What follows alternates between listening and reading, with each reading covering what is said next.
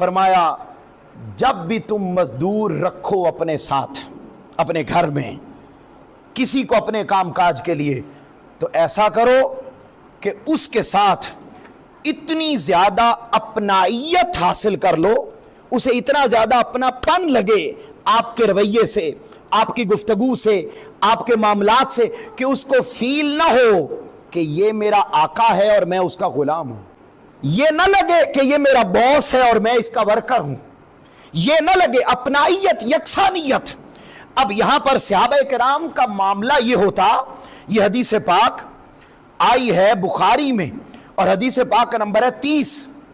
میں اب تفصیل میں جائے بغیر صرف اس کا خلاصہ آپ کے سامنے رکھ رہا ہوں کہ صحابہ کرام کا معاملہ ان کے ساتھ، مزدوروں کے ساتھ ایسا ہوتا کہ جیسا لباس وہ پہنتے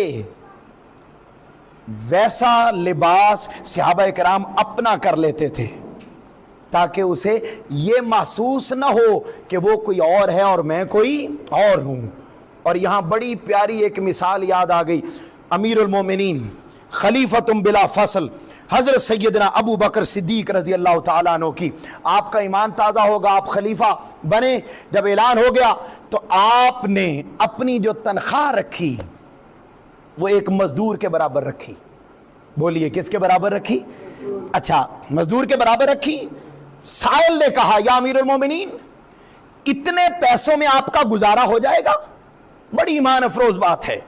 پوچھا اتنے پیسوں میں آپ ہیڈ ہیں، آپ سربراہ ہیں، ہیڈ آف سٹیٹ ہیں، آپ وزیر اعظم ہیں، آپ نے بطور وزیر اعظم اپنی تنخواہ مزدور کے برابر رکھی ہے، اس کے اخراجات اور ہیں آپ کے، بولیے نا، اور ہیں، آپ کا گزارا کیسے ہوگا اتنے پیسوں میں؟